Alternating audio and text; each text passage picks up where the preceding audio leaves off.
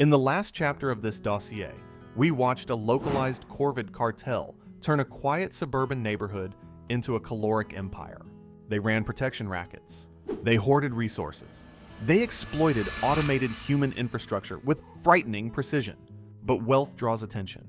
In human history, when a city-state grows too rich, the surrounding powers do not negotiate. They mobilize. They cross the border. They take everything. The biological economy operates on the exact same ruthless principle. When a rival flock detects that your neighborhood is overflowing with high-yield calories, they do not simply fly in and start feeding. They know the local cartel owns the airspace. To secure those resources, they must execute a coordinated military invasion. This is not a random brawl between birds. This is a calculated, tactical operation with flanking maneuvers, aerial dominance plays, and a deliberate strike aimed directly at the enemy's command structure. By the end of this video, you'll know exactly how Corvid cartels plan and execute territorial wars, and why the bird sitting on your fence this morning might be a soldier from a conquering army. Today, we are breaking down Avian Turf Wars. We will decode the brutal logistics of Corvid combat. We will map their use of pincer movements, the seizure of aerial superiority, and the targeted strikes designed to shatter a defending cartel's morale from the inside out. Before a war can be fought, the battlefield must be defined. To a human, a suburban neighborhood is a grid of streets and property lines. To a Corvid network, the airspace above that same neighborhood is violently divided into strict, invisible borders.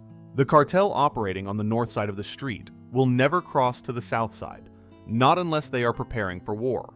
Corvid territories are not casual arrangements. They are actively maintained geopolitical boundaries, enforced every single day by the alpha pair and a rotating squad of sentinels posted at elevated positions, typically the tallest trees or the highest points on radio towers and rooftops. These sentinels do not just watch, they broadcast. Crows use specific acoustic calls, distinct from their general vocalizations, that function as a boundary announcement. Researchers studying urban corvid behavior have documented that these calls change in pitch and repetition rate when a neighboring flock approaches the border. The message is not ambiguous. This zone is occupied. Retreat. The alpha pair sets the boundary through a combination of those acoustic broadcasts and physical posturing. They perch at maximum visible height and perform exaggerated wing displays toward intruders, a behavior called wing spreading or lateral threat display. It is the Corvid equivalent of a soldier standing at the border with a loaded weapon, making sure the enemy can see them clearly. These borders are not fixed. They are fluid, and they are constantly tested. When a neighboring flock senses that the territory on the other side holds a higher caloric density, the probing begins. Scouts will approach the border, linger just outside it, and monitor the defensive response. They are gathering intelligence. How many sentinels are active? How fast does the alpha respond? How aggressively do the border guards react to intrusion? Every piece of information collected by those scouts feeds directly into the invasion planning. The territory functions exactly like a nation-state. It has borders, a government, a military, and enemies who want what is inside. When the caloric reward is judged to be worth the physical risk of casualties, the invading cartel crosses the line. The invasion begins. When human militaries attack a fortified position, they rely on two foundational strategies. They flank the enemy and they seize the high ground. When a rival Corvid flock invades a defended territory, they execute those exact maneuvers, working in three-dimensional space to collapse the defensive line from multiple angles simultaneously. The invasion does not open with a direct frontal charge. It opens with a bid for aerial superiority. The invading flock's first objective is to claim the highest branches inside the contested territory before the main attack begins. This is not accidental. Crows fighting from above hold a massive physical advantage. A bird attacking from height generates more speed and force in a dive. A defender forced to fight upward burns significantly more energy, resisting that downward momentum. By seizing the canopy first, the invading force stacks the physics of the fight in their favor before a single direct blow is exchanged. Once the high ground is contested, the invading flock deploys a split force maneuver that mirrors a military pincer movement with striking precision. A forward element engages the defending sentinels head-on. This group is not the main strike force. They are a distraction. Their job is to lock the defender's attention on the front of the territory. While that engagement holds, the primary assault group sweeps in from above and behind, diving into the interior of the territory and targeting the cartel's core structure directly. The defending flock is now split. Sentinels are occupied at the front. The interior is being penetrated from above. The three-dimensional pressure prevents the defenders from consolidating their forces at any single point. They cannot reinforce the front without abandoning the interior. They cannot protect the interior without pulling fighters off the perimeter. The geometry of the attack makes a unified defense nearly impossible. The front line is broken. The airspace is contested. But taking a territory and holding a territory are two different things.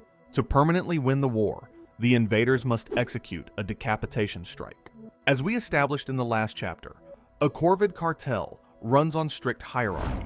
The alpha pair controls the resources, issues the commands, and holds the social structure of the entire flock together. The lower-ranking birds follow that chain of command with extraordinary discipline. Remove the alpha, and the chain collapses. The invading commanders understand this. During the peak chaos of the battle, when sentinels are overwhelmed at the perimeter and the interior is under aerial assault, the invading force's most capable fighters break away from the general fight entirely. They do not waste energy on low-ranking soldiers. They locate the defending alpha and swarm it. This is called targeted harassment, and it is as calculated as any human military decapitation strategy. The goal is not necessarily to kill the defending alpha. Corvid territorial disputes rarely result in death. The goal is to exhaust it, to physically and psychologically overwhelm it until it makes the one decision the invaders need it to make: retreat. 3 or 4 attacking birds will pursue the alpha relentlessly, diving at it from multiple angles, forcing it into constant evasive flight, burning through its energy reserves at an accelerated rate. Crows are highly intelligent animals. They read social status and physical confidence with remarkable accuracy. An alpha that is fleeing, gasping for energy, taking hits from multiple directions, is no longer projecting dominance. It is projecting collapse, and the defending flock sees it. The moment the alpha breaks and retreats from the territory, something immediate and total happens below. The lower-ranking defenders scatter. Without the alpha's command signals, without the social anchor that holds the flock's defensive structure in place, individual birds have no coordinated direction. The defense dissolves. The territory is surrendered, not because every defender was physically beaten, but because the psychological foundation of the entire cartel was removed in a single targeted strike. The alpha is broken. The defending cartel has fled. The territory has been successfully annexed. The victors move fast. They immediately claim the highest branches in the newly seized zone, establishing visible dominance at elevation before any challenger can reassert a presence. They begin broadcasting a new series of acoustic calls, updating what functions as the biological territorial ledger. These calls serve two purposes simultaneously. They announce ownership to every Corvid within earshot, and they signal to any surviving defenders that the new chain of command is now active and enforced. The borders of the neighborhood have been redrawn. The fate of the defeated flock is not gentle. Corvids forced out of equality territory do not simply find an equivalent zone and settle comfortably. Urban environments are finite. High caloric density territories with reliable food sources, safe nesting sites, and low predator pressure are scarce. Defeated flocks are pushed outward into lower quality zones, which in practical terms means territories adjacent to busy streets, areas with higher exposure to vehicles, human foot traffic, and predators. They become transients, a classification in Corvid social structure that carries real biological quotient. Transient crows show higher stress indicators, reduced reproductive success, and shorter operational lifespans compared to territory-holding birds. The winning flock, meanwhile, consolidates immediately. They claim the high-value feeding zones that the previous cartel had spent weeks or months identifying and securing.